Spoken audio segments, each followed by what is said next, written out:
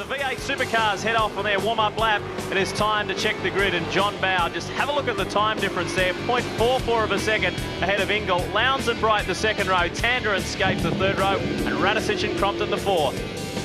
Out of row 5, Glenn Seaton, who put the car on its lid on Friday. Jason Barguana alongside Paul Romano and Stephen Ellery, 2 Queenslanders out of row 6. Row 7, Dick Johnson and Stephen Richards. Dick Johnson, though, has pulled off before this formation lap.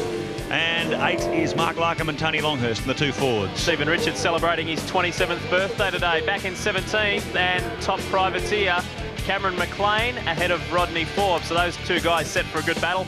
Murphy way back in 19th. We go all the way back to Larry Perkins in his worst ever qualifying effort in any category that he has raced. So LP not so pleased this weekend, but did go okay in morning warm-up. Dougal McDougall and David Truckee Parsons start at a row 13. 14 looks like this, Thomas Mazira and Paul Wheel, another 2 Queensland residents. 15, Wayne Wakefield making another run in the Metro Central Falcon. John Briggs alongside in the Super Cheap Autos Ford. Trevor Ashby and Mick Donoher will start out of row 16.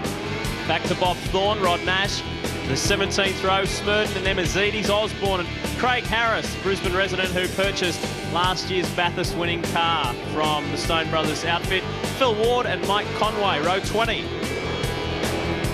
Yeah, the word is that DJ Dick Johnson's had a drive chain failure. That was the same as happened to Radicic's remark, wasn't it? Yeah, at Sandown we saw Paul basically rip the rear axle out of the Shell 18 Ford, and Dick Johnson's just pulled off before this formation lap, so hopefully the same fate hasn't befallen Dick Johnson. But that's a great shame for Dick, because he was looking forward to... And all the people. Yeah, I mean, all the big Queensland crowd here. The Bridgestone race analysis. There are 40 cars. That is a maximum grid here at Queensland Raceway. 3x17 lap races today, and 1st to 9th, 1.1 seconds. Now, that's not as close as what we've seen in some of the previous rounds this year, but it is going to be mayhem. That's the prediction.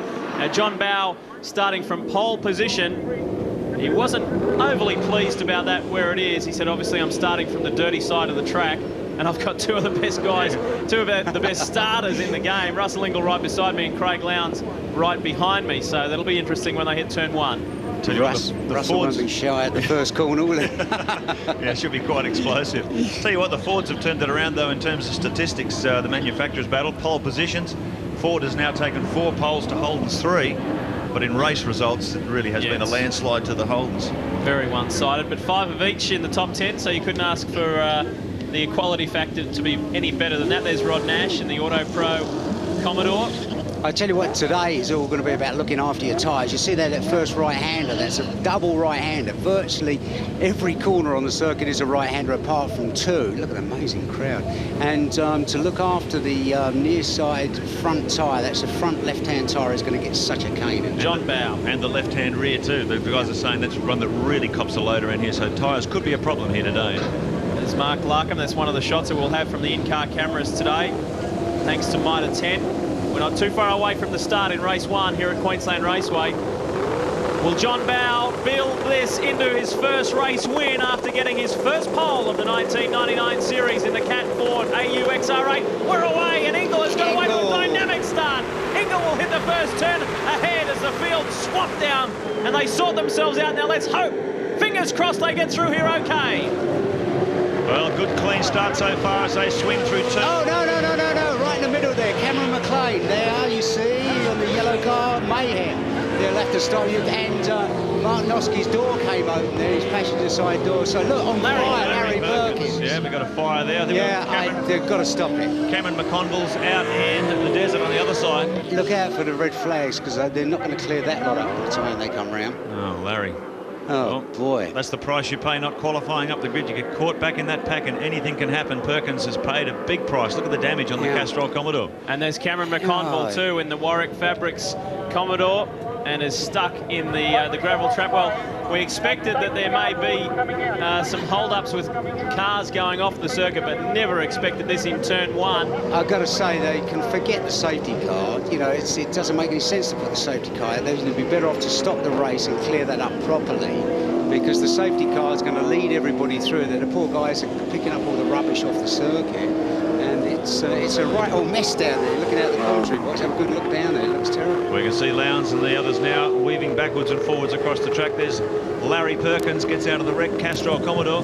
He's been having a wretched weekend, Larry, struggling to get speed out of the car. And there's the Hot Wheels safety car on the track.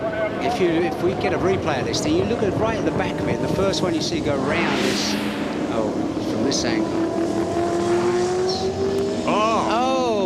Rodney Forbes, and then Cameron McLean there, and then there's Larry right on the inside there. Nowhere to go. Well, no, absolutely nowhere to go. And Carnage City, look at that, like Trevor Ashby, there's everybody in there, aren't he? Now that looked like McLean threw the car sideways to avoid contacting, or no, he's on the grass on the inside. Wow. You see he got sort of squeezed on the grass, but looks at it, got it sideways. No, he clipped Forbes as he came back on the track. And then look Martinoski there, Wallop, and then Larry, and McConville's out there in the sand. Yeah, so Cameron McLean right out on the grass. Got back onto the racetrack, but sorts of hell's broken loose. That's Dougal McDougall's Commodore, the ex-Wayne Gardner racing car. Beautifully presented car, but that's a great shame for Dougal McDougall because he has been caught up right in the middle of that incident. A lot of cars involved in that first corner carnage. Well, here we go. We are back under green after a couple of safety car laps, and Russell Ingall has got a handy jump. Look at that shot. That illustrates the point beautifully, and Craig Lowndes now starting to put the pressure on John Bowe. Yeah, nice clean start when they get out of the safety car. They're all in single file, so you can expect a nice clean run on the back straight for the first time. They swing hard through turn 2, up the back straight. Craig Lowndes in third position.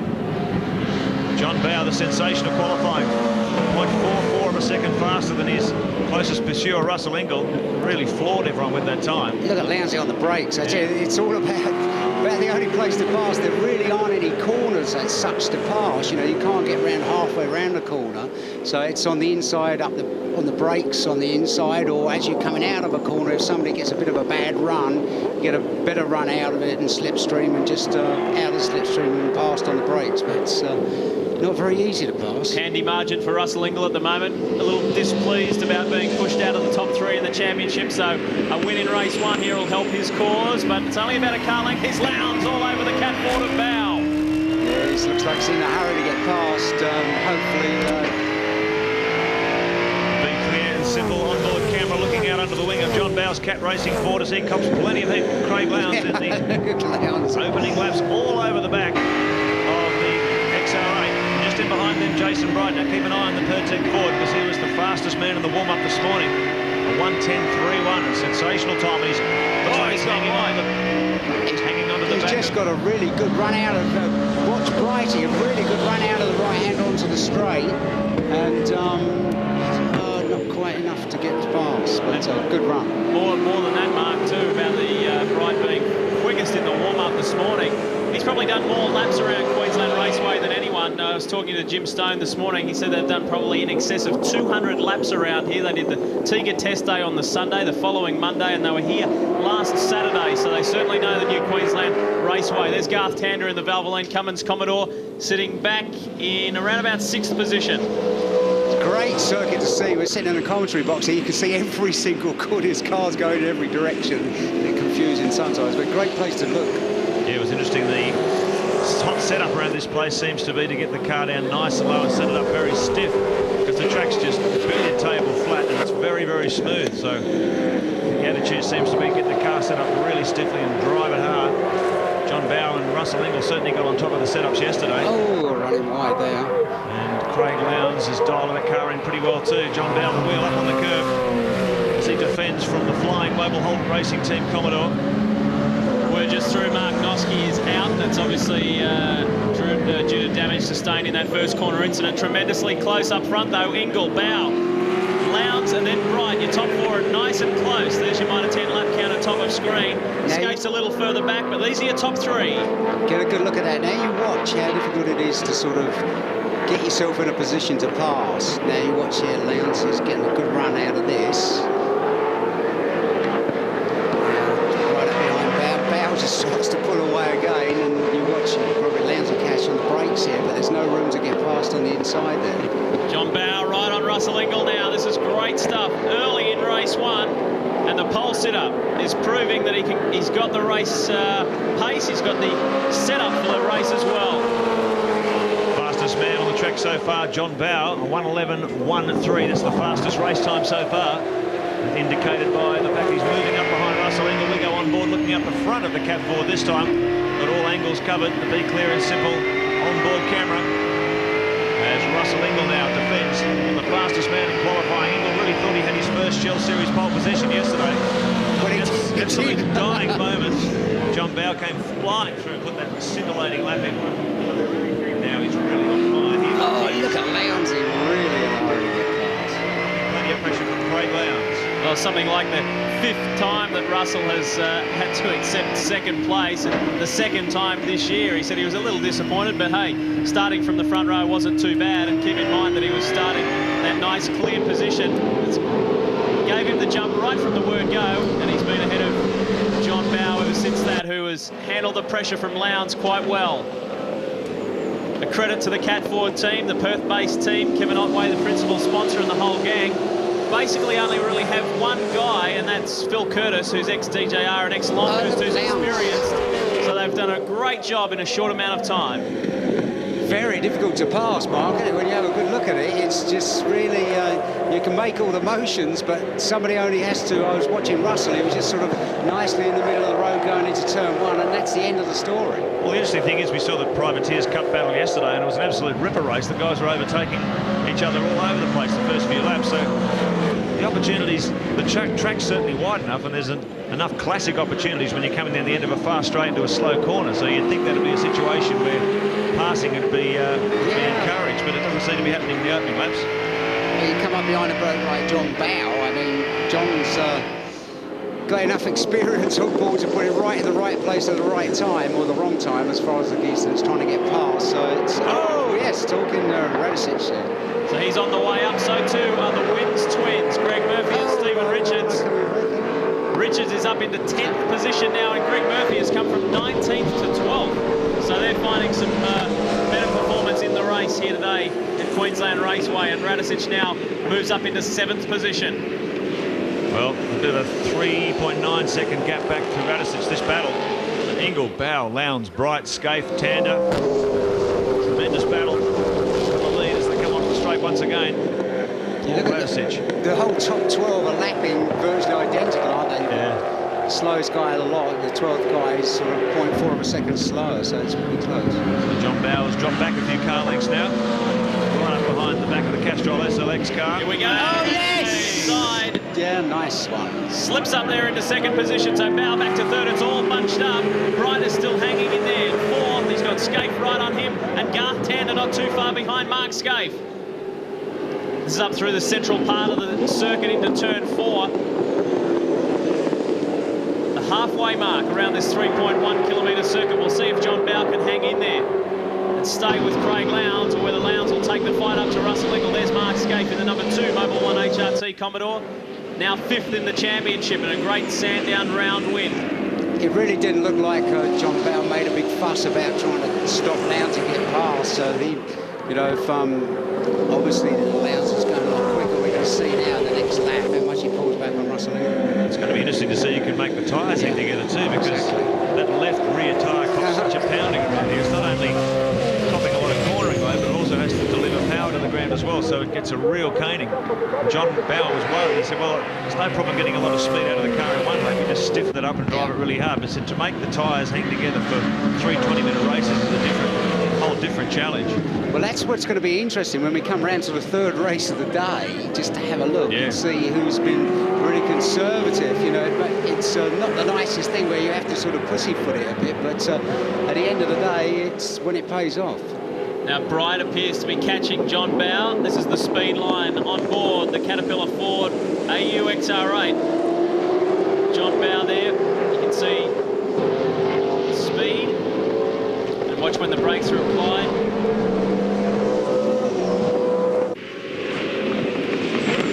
So Ingall, Lowndes, Bow, Bright in there too. Mark Scaife in 5th position, Tander in 6th.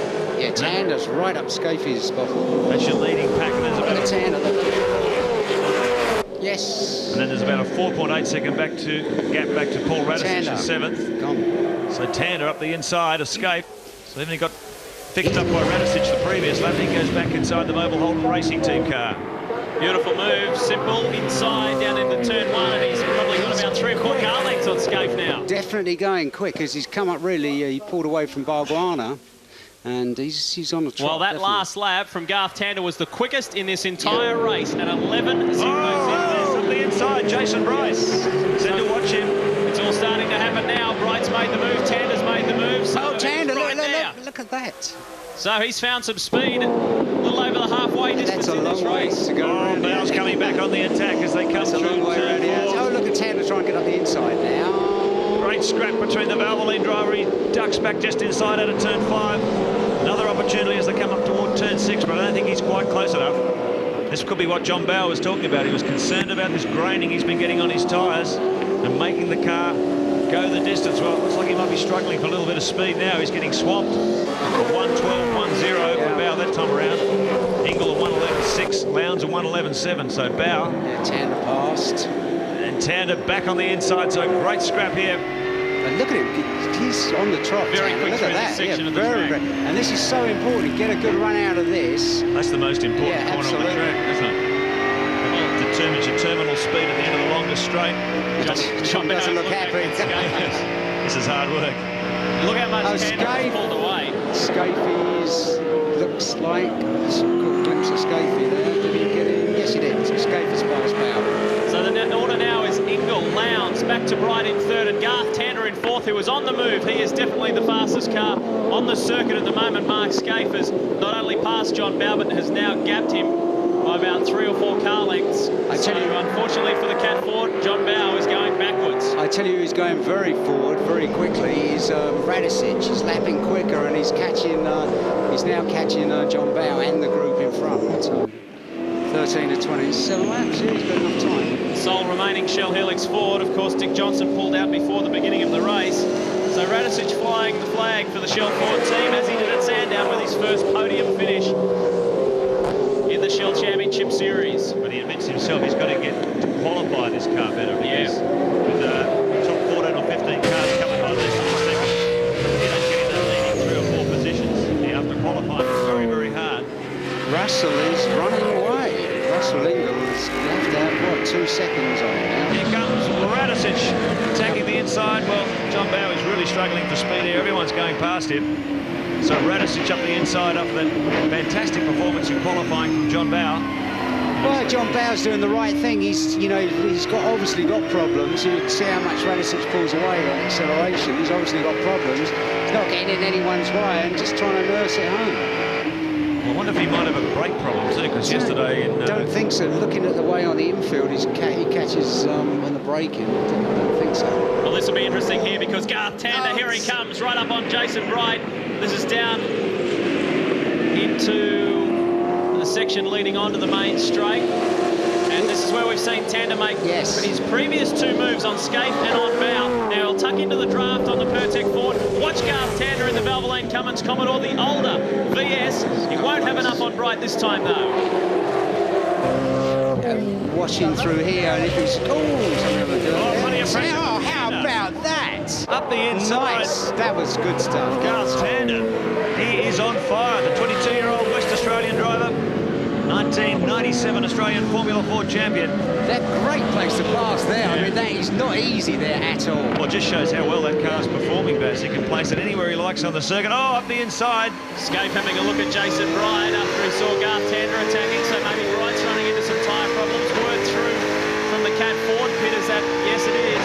Bauer's tyres are shot, so that's why he is going backwards. Now, something's happened to Stephen Richards also. He's dropped from 10th back to 17th. His teammate Greg Murphy from 19th up to 11th, so they're doing well. Crompton 10th, Seaton 9th, Barguana 8th, then Bauer in 7th, Radicic. Then we pick up where we are now, the onboard camera with Mark Scaife and Jason Bright. This is the battle for 4th and 5th. Tander is after Lowndes now. I tell you, he's so good onto the straights, Tander. 5 laps remaining in this one. Garth Tander on the attack. Look at him covering his place. Yeah, he can go anywhere he likes on this track. It's certainly not a single-lane racetrack. He's able to place that car anywhere he likes, and that fantastic manoeuvre on Bright last time through turn 2 shows just how much confidence the young driver has in that Valvoline machine. Look at him right up behind Lowndes. Well, there's no wonder It's going to be he's handling Lowndes. He was half a second quicker than Lowndes on that previous lap. At 1:12.8 against a 1:12.3 for Garth Tander. Tander is sensational on those two right-handers at the end of the start and finish straight. Tander is the fastest by far through those two. If you watch, if he doesn't manage to get, he's all over Lowndes.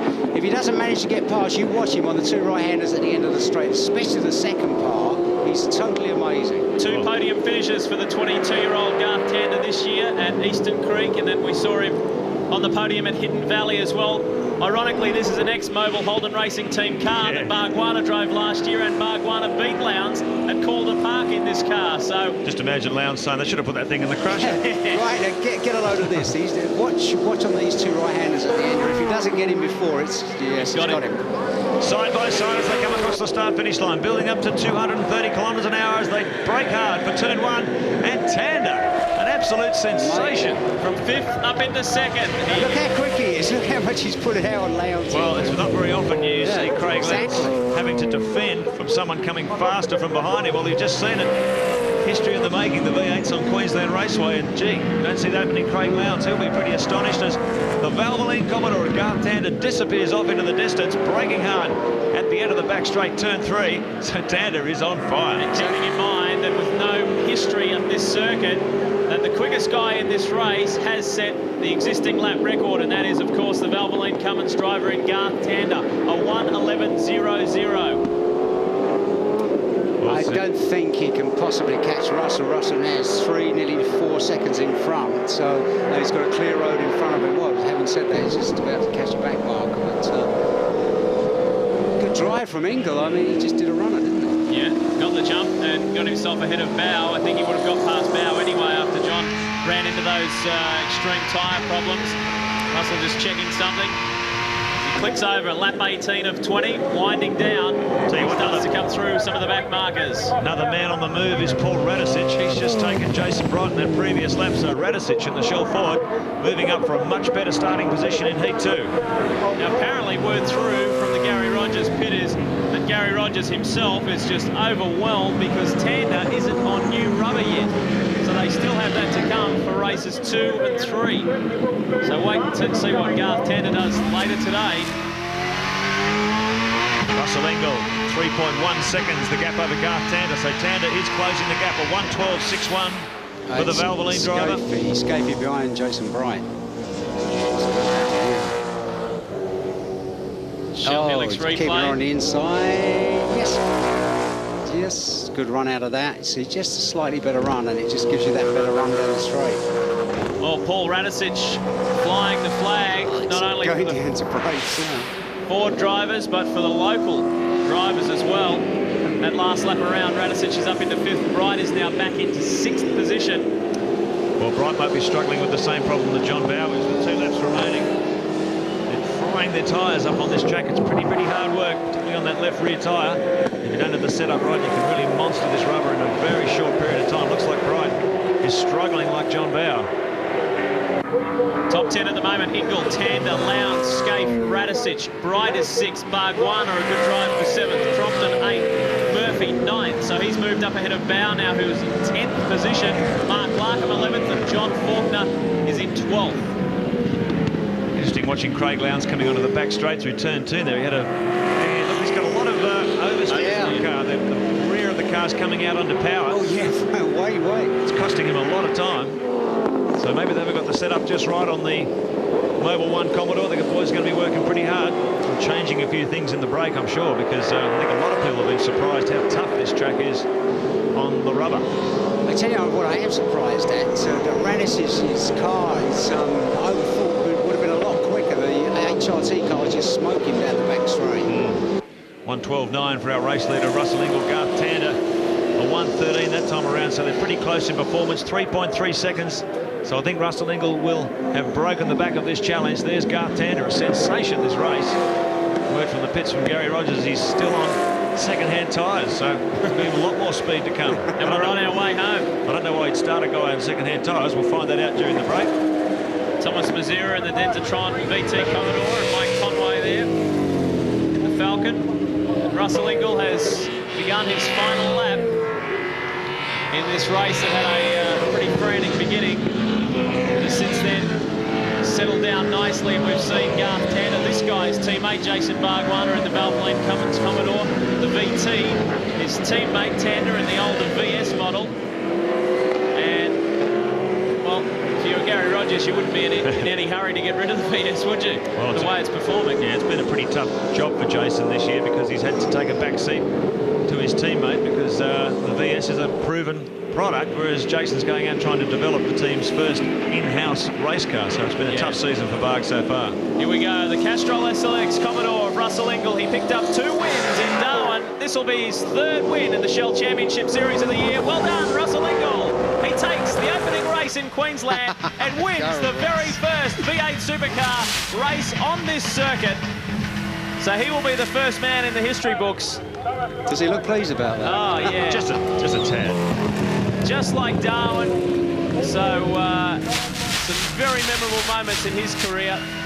Russell Ingall. Garth Tander, what a drive for 2nd. Terrific effort there. Russell Ingall, he got the jump as and didn't look back. Oh, look at this. What a weekend it's turning out. Incredible. I mean, you don't see this from Glenn, do you? Well, that's on the last lap. Yeah. He hasn't made it to the line because Crompton has got there in 8th. He was up there. Murphy is 9th, Larkham 10th. So what a nightmare weekend for Glenn. It's terrible. That won't be pleasing. Oh, gear lever. Hang on a second. Looks like the 1997 champ. As we check the final placings on your Shell Helix race score, of course, Ingall, Tander, Lowndes, Scaife worked well for 4th. Radicic was on the charge late. Bright, Bargwanna and Crompton in 8th position. Where did John Bowe end up? Back in 11th position after starting from pole position. So hard luck for the Cat 4 driver, John Briggs. Todd Kelly, an excellent effort. John Briggs, privateer there, or rather not privateer, in 13th position in the Super Cheap Auto. So a good effort for him. Now, details for another great competition, a new Shell competition.